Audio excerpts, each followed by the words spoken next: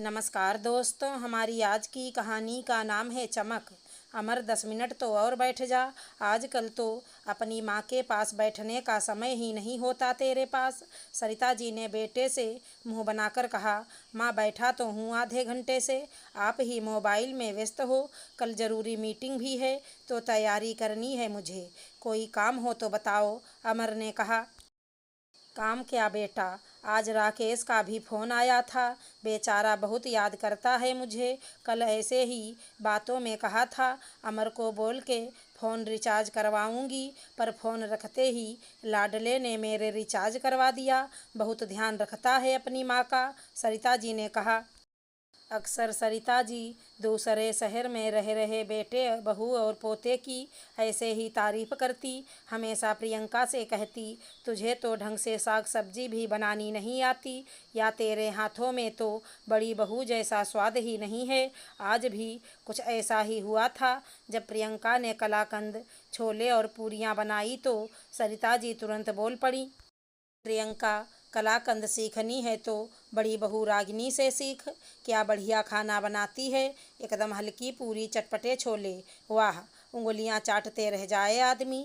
अन्नपूर्णा है बड़ी बहू। मेहमानों का स्वागत भी बड़े अच्छे से करती थी। आज भी रोज़ फ़ोन में मुझे याद करती है।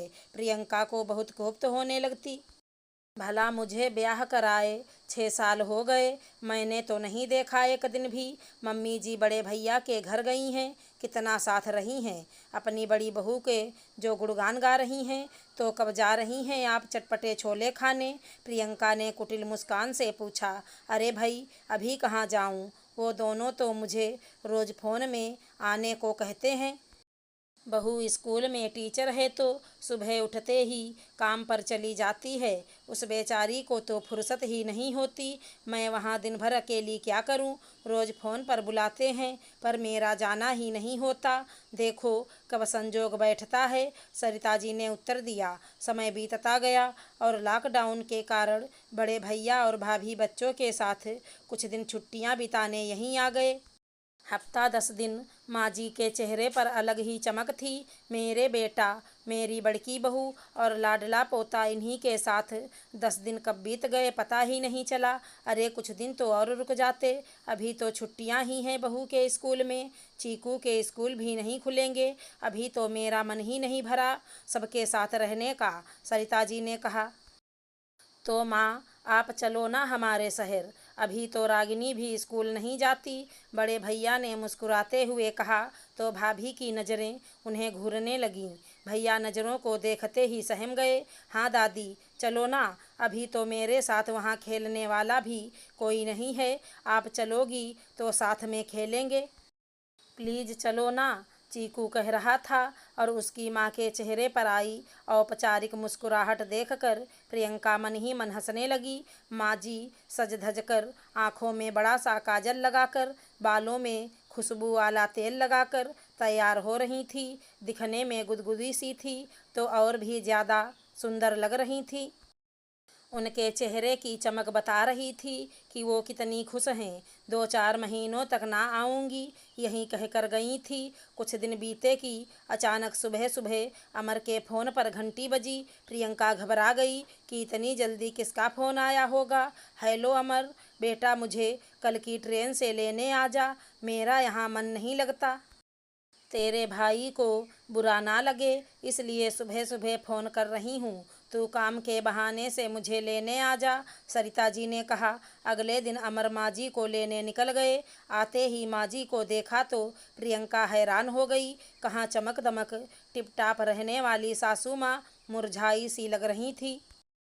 और माँ जी, कैसा रहा सफ़र? आप तो जल्दी आ गईं, पानी देते हुए प्रियंका ने पूछा। हाँ, क्या करूँ, घर की याद आने लगी थी। नज़रें झुकाए सरिता जी अटैची खाली करने लगीं। ये कुछ कपड़े हैं बहू, तुम अपने धो तो मेरे भी धो देना। वो बढ़िया वाली साड़ियाँ हैं, वहाँ धुल नहीं पाई, संकोचते हुए सरिता जी ने कहा। प्रियंका ने चाय और नाश्ता में आलू का पराठा और सरिता जी की पसंदीदा तीखी चटनी दी तो सरिता जी की आंखों में वैसी चमक आ गई जैसे बच्चों को चॉकलेट देते समय आती है। कैसा है माँ जी, पराठे और चटनी और दूँ एक? प्रियंका ने पूछा। हाँ, एक और दे, बहुत स्वादिष्ट है। वाह, मज़ा आ गया आज इतने दिनों बाद बढ़िया खाना खाकर। वहाँ मुई पाव ब्रेड खाकर कहती हुई सरिता जी रुक गईं। प्रियंका सब कुछ समझ गई थी। वो जानती थी कि सास के चटोरेपन को वही संभाल सकती थी और चटपटे छोले और कलाकंद खाई कि नहीं। बड़की बहू ने खूब सेवा की होगी, खूब मज़े किए होंगे। प्रियंका ने व्यंग्य करते हुए पूछा।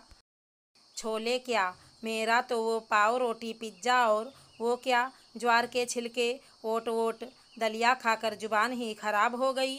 मुँह कैसे खाते हैं वो लोग। मज़ा क्या, मेरे लिए तो सजा हो गई। राकेश तो 5 मिनट मेरे पास आकर नहीं बैठता था। सारा दिन कंप्यूटर और फ़ोन, सारा दिन कमरे में रहो। बड़की बहू या तो सारा दिन फ़ोन पर सहेलियों से खी करती रहेगी या फिर मोबाइल पर वीडियो देखती रहेगी। सारा दिन चटर पटर करती रहती है। जरा सा एक दिन आलू की चटपटी सब्जी बनाने को कहा तो मास्टरनी जी ने मना कर दिया कि मुझसे नहीं बनता ये सब। इस उम्र में खिचड़ी खाना सही है। लेक्चर देने लग गईं। सच कहूँ तो दिन निकलने मुश्किल हो गए थे उस घर में। अब तो कभी ना जाऊं उन लोगों के यहाँ। सरिता जी ने कहा। अब समझ आया सासू जी, दूर के ढोल सुहावने लगते हैं, फ़ोन पर औपचारिकता निभाना बहुत आसान है। दूर से तो कोई भी प्यार जता सकता है, पर जब साथ में रहो तब पता चलता है कि कौन वास्तव में अपना है। प्रियंका ने कहा। सही कहा बहू तुमने, दूर के ढोल सुहावने लगते हैं। असल में तो तुम्हारे और अमर जितना कोई ख्याल नहीं रखता मेरा। अब मुझे यह समझ आ गया है, फ़ोन पर निभाने वाले रिश्ते औपचारिक होते हैं। रिश्तों की अहमियत और असलियत तो साथ रहने से ही पता चलती है। सरिता जी ने प्रियंका के सिर पर हाथ फेरते हुए कहा। तो फिर ये बताओ, चटपटे छोले खाए या नहीं? प्रियंका ने हंसते हुए कहा। तो सरिता जी शर्मा गईं। अगर हमारी कहानी पसंद आई हो तो चैनल को लाइक शेयर सब्सक्राइब करें। धन्यवाद दोस्तों।